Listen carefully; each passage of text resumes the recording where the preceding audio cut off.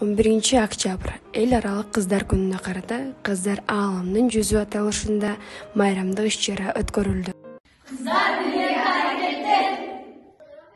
Бүгүн 11-октябрь кыздарды коргоо күнү.